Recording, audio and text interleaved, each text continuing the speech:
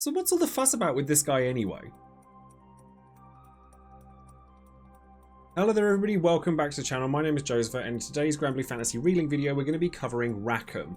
Those of you who watched my recent video outlining the top 5 characters in Granblue Fantasy Relink will know that I put Rackam in the top spot, and I've played the game for a significant portion of time, over 200 hours in fact, many of which I've spent playing Rackam normally. And then I've also spent a decent amount of time playing Rackam in a way that makes him the top character in the game. So if you want to find out more about what makes Rackam so enticing for people trying to clear things quickly, then stay tuned and keep on watching. So Rackam's primary role in Granblue Fantasy Relink is that of a ranged damage dealer, and he just does damage. He doesn't really do a lot of shenanigans with crowd control like Eugen or EO. He just does damage and has a consistent stream of doing so.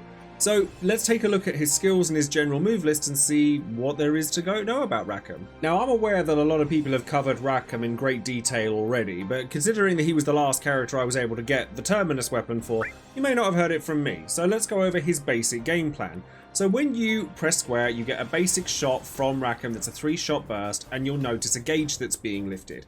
If you time his shots correctly, it will do a significantly larger amount of damage, and it will fill that gauge quicker. If you hold the triangle button, you'll get Bullseye Blast, which is unfortunately very bugged online. It's a charge attack that charges quicker depending on how far your heat gauge has gotten, but unfortunately when you're playing online, even if you charge it to maximum, it treats it as if you haven't. So it's not necessarily the best move to be using online, and it does kind of impact his gameplay.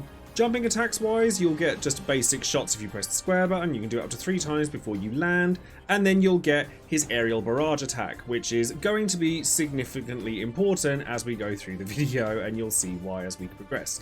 So you can charge this up just as you would with Bullseye Blast. The closer you are to the enemy when you do this, trust me, will make a big difference. So as we've done with the other characters we've covered, I'll talk to you about the skills that I currently use with Rackam, and then the ones that we don't use with Rackam, and then we'll go into why we probably won't end up using any of them. So first of all, we have Coffin Maker. Coffin Maker is a stream of damage that does pretty heavy amounts of damage and will fill your heat gauge very, very quickly. Then you have Spitfire, which is a simple shot that inflicts a defense down. Then you have Slag Shot, which is a AoE effect attack that is wind elemental. Not that that really matters if you have war elemental sigils, but it's there to just in case you use the weakness in Granblue. But realistically, it's just an attack you kind of want to use up close to a large enemy because it will deal a significant portion of damage if you're right in their face doing it, or if you're fighting multiple enemies, it can be useful for that too. Then you have Collateral Damage here, which is just a rather slow, rather big attack that happens to hurt Rackam in the process. You can actually dodge out of this. I've seen quite a few comments saying, why would you ever use this? Why would you hurt yourself, etc. You can, once you've let the bullet go, dodge a couple of times and you'll get away from it that way. But the damage cap and damage potential of collateral damage is pretty solid. However, I would change this for a different skill if it weren't for the fact that Bullseye Blast was bugged. So the last sort of damaging attack that Rackam has is Bullet Hail, which sounds lovely when you use it. It's similar to certain other attacks like Percival's Rotoverbal, but doesn't last nearly as long in terms of damage. And it's a bit of a pain in the butt to use because if the enemy is out of bounds for whatever reason, I'm looking at you, Bahamut, then it just doesn't trigger. I honestly thought that this was a bugged attack as well for a long while before realizing that that was the case. Rackam has 2 buffs that he has access to, so he has double tap first, which will add extra hits to his regular square attack. So if you're using that relatively often, then you may want to consider using this. I don't. I tried it for a while. I found that I just did more damage with other things. And then you have Wild Gunsmoke. If it weren't for the fact that Bullseye Blast was bugged, I would use this. It ups his attack, decreases his defense, and makes it so that his heat gauge doesn't fall.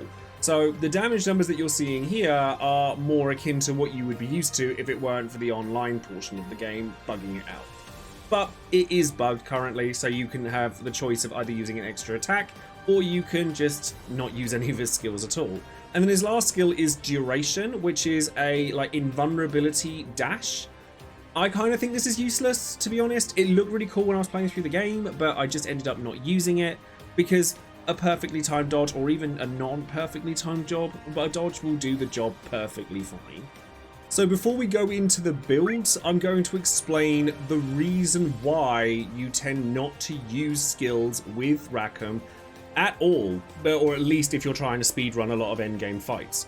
The reason for this is because the damage cap on the aerial barrage attack is absurdly high, and then the actual damage that you deal with it doesn't compensate for that. So what you can do is you can build your Rackam to have a gargantuan amount of attack and damage boosters, as well as damage cap, even with sigils like Berserker or Less is More, so that you're not actually using your skills at all and you're just using aerial barrage, because when you do so, you get a ridiculous amount of damage if you time it well. So you can deal upwards of 1 million damage a shot if every bullet connects, and which is not best displayed on the dummy because of the fact that he's very small. But against larger enemies, it's not difficult to hit every bullet here. So you can imagine that with a 60-second timer, you can do crazy amounts of damage. So if you look at the difference there between the grounded shot and the highest shot and the total damage that I'm dealing here, it's just ridiculous. So in terms of build, you can do Rackam in the normal way, just getting your damage cap leveled up and then increasing your attack stats through stamina, tyranny, etc. to make it so that you're capping every shot that you're doing. Or you can go straight into the build that utilizes aerial barrage. So this requires Less is More at maximum level, which increases your attack by 120% while you don't have any skills assigned. And you will need that attack in order to make it so you're hitting the damage cap that is bizarrely high for aerial barrage. So you can go with Berserker as well. I actually don't have my Berserker's levels because I just don't. But that is another way that you can add a large amount of attack. You could even add Glass Cannon if you're feeling really bold and you're going along with Berserker, so that you can increase the damage cap and the damage you deal even further.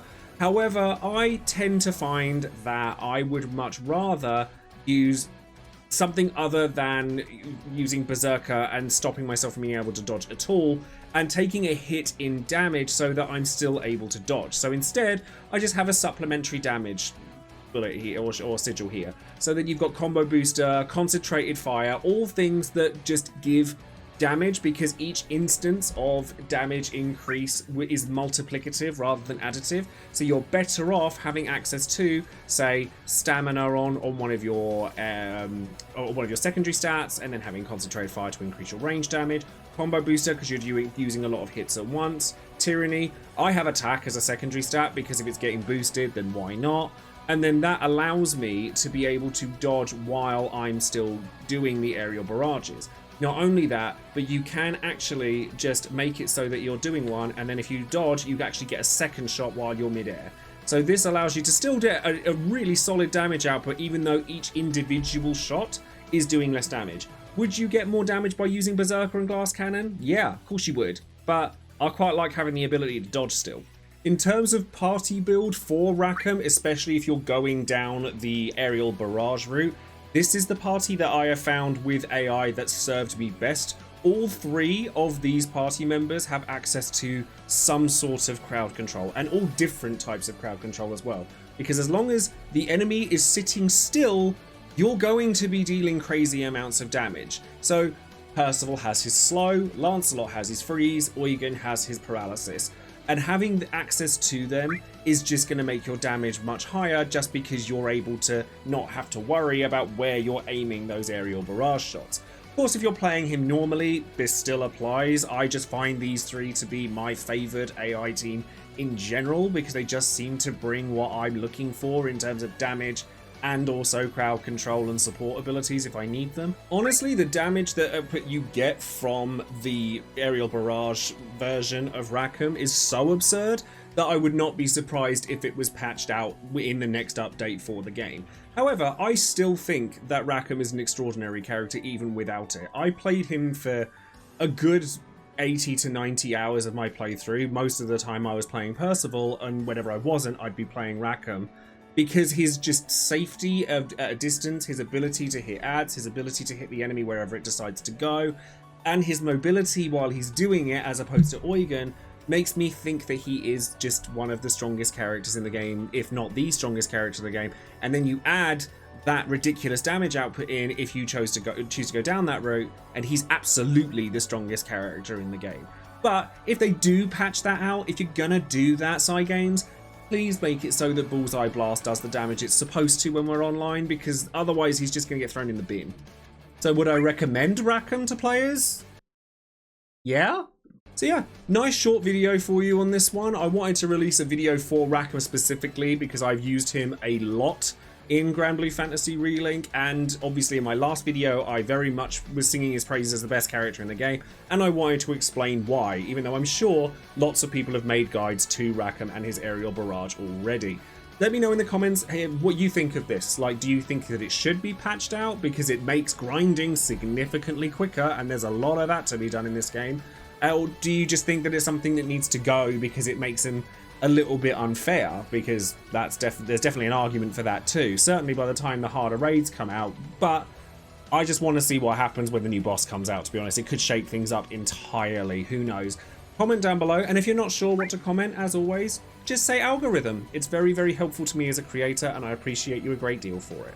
So yeah, that's everything I have for you on Rackam. Thank you ever so much for watching. If you've enjoyed the content that you've seen today, consider pressing the like button and smash that subscribe. I can't do it. Just, if you liked it, subscribe to the channel. I'm covering a lot of games in the future, so thank you very much for doing that. And if you'd like to come and follow me on Twitch, I play Granblue. I'm going to be playing a lot of Final Fantasy VII Rebirth when that launches, so by all means feel free to come and find me on there as well. As long as I've helped somebody with these videos, I'm happy. So thank you very much. And if you'd like to contribute to the channel further, then consider clicking on the link in the description box below for my Patreon channel, where all of the money that I earn from that goes straight back into the channel, and you can get all sorts of different rewards, such as artwork that I've done, title cards that I put in my videos, and all sorts of additional benefits. Thank you ever so much for watching, and I look forward to seeing you next time. Take care.